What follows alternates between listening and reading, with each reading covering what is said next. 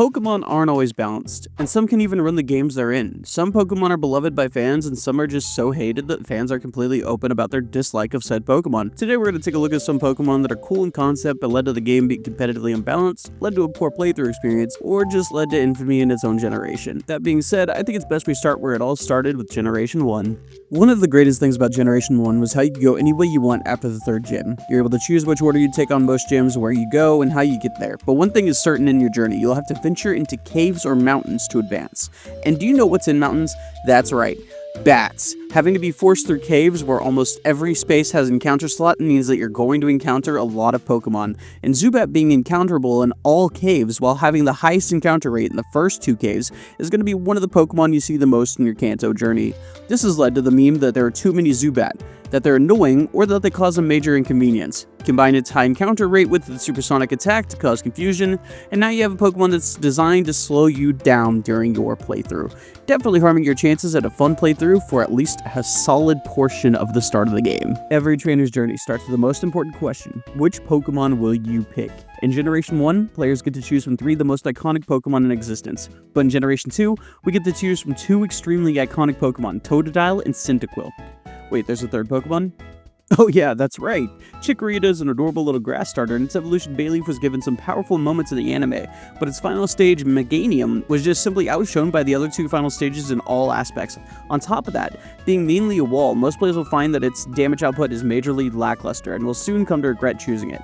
To make it even worse, the first 2 gyms also have a type advantage over it, the next to last gym is super effective against it, and the last gym also resists or is neutral to all of its stab moves. All these factors make a Meganium a game-altering experience for players playing through Generation 2.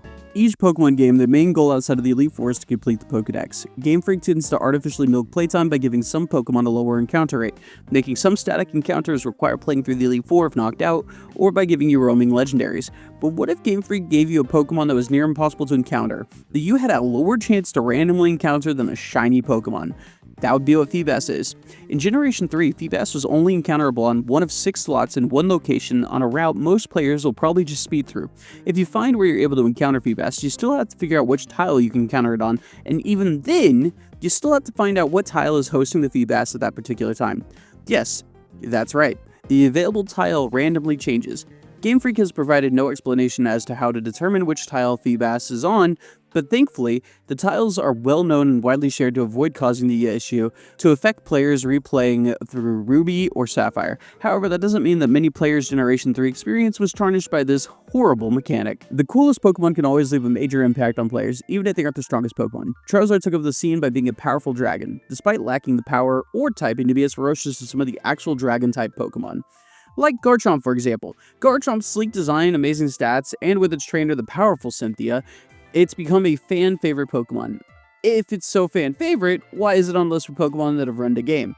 In Pokemon, there are some unspoken rules, and one of those rules is that champions will always have Pokemon of the same typing. So imagine players surprised when Cynthia walks up with a highly competitive team consisting of powerful walls and this ferocious dragon. Players experiencing this legendary champion's team for the first time will quickly be dispatched before even seeing her ace. But upon seeing her ace, they'll quickly see how powerful Garchomp can be. With a high speed stat for the time and insanely high attack, this pseudo-legendary can steamroll through most teams unless you came prepared for it.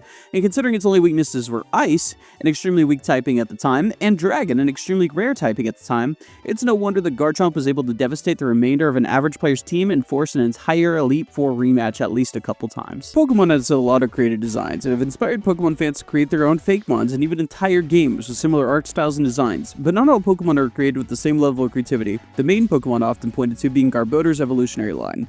Despite being a literal pile of garbage, this Pokemon is often called the least creative or uninspired Pokemon. Disregarding its design for a second, it actually has lackluster stats and abilities that aren't extremely viable in competitive play or for a casual playthrough. Another issue many players have with this pile of garbage is that in the TCG, as an ability that prevents Pokemon abilities from existing, an ability often not liked by many TCG players. With an ability like this and its reputation and the design aspects, it's easy to see why many players experiencing this Pokemon for the first time might be a little miffed that it exists. Hopefully someone takes out the trash soon and replaces it with something a bit better. In life, there are two things that are certain: death and Pokemon players cringing when they hear the attack called Geomancy. Xerneas was a format-warping Pokemon in almost all of its forms, both card and video games. At the video games start off, it was shoehorned into the story with little to no reference, and the fact that it existed until it was just kind of there. If it didn't make it enough for casual playthroughs, it also wrecked the online ladder by coming with a move called Geomancy, which would increase its stats drastically after one turn of charging. However, players could ignore the downside using the item Power Herb, allowing Xerneas to gain an Omni Boost essentially at the cost of a hold item. This combination warped the format around Xerneas, allowing Pokemon like Ditto and Pokemon that could learn Psych Up to be stronger in the format. In the Pokemon TCG, this brilliant Pokemon showed through by being one of the strongest energy rampers in its format and some of the heaviest hitters of all time. This Pokemon may not look like much, but it certainly left its impact on many of new players and veterans alike. Many Pokemon have 2 or more abilities, but not all of them were available at the time of release, one of those being Incineroar. At the time of release, Incineroar is a rather good Pokemon, having a good move pool at some decent bulk, also having a rather good design. However, it didn't have the extra oomph that would come with its hidden ability. However, upon receiving its hidden ability, the format instantly warped around its existence. Its ability to intimidate, alongside its ability to cycle in and out with Parting Shot, Incineroar was able to immediately set itself apart as a strong support.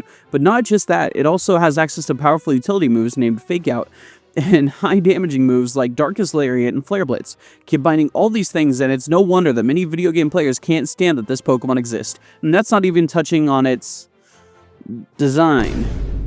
Box art legendary Pokemon have been a mainstay in the franchise since Generation 2. They've been a goalpost to work towards right out the gate. But what happens when this Pokemon is so dominating that it not only reigns supreme in the video games, but also dominated the Unite and TCG scene for quite a while? That's right, you get Zacian. And onto the fact that many players found Zacian's inclusion into the story so confusing, like why is Zacian suddenly here? Did it come from the sword? Why does the weirdo with weird hair want to claim Zacian for himself?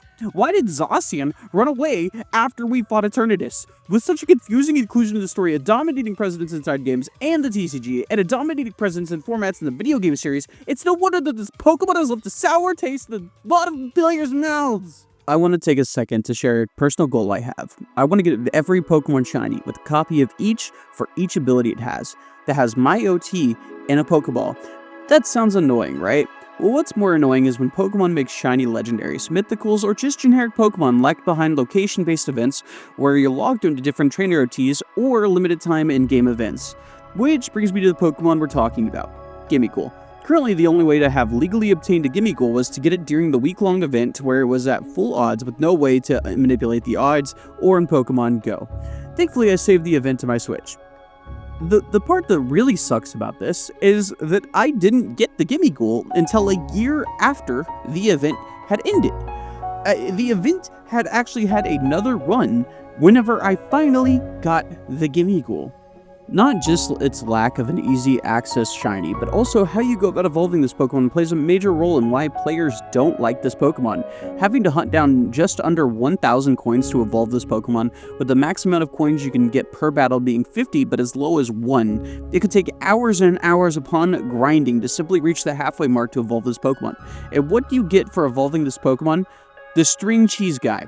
With such big letdowns like how to obtain its shiny, how to evolve this Pokemon, and what it evolves into, can you blame players for disliking this Pokemon? What's a Pokemon that hurt your playthrough experience? What's some Pokemon that you wish didn't exist or don't want around for a particular reason? Tell me that and more down in the comment section down below, and be sure to like and subscribe for more videos like this one.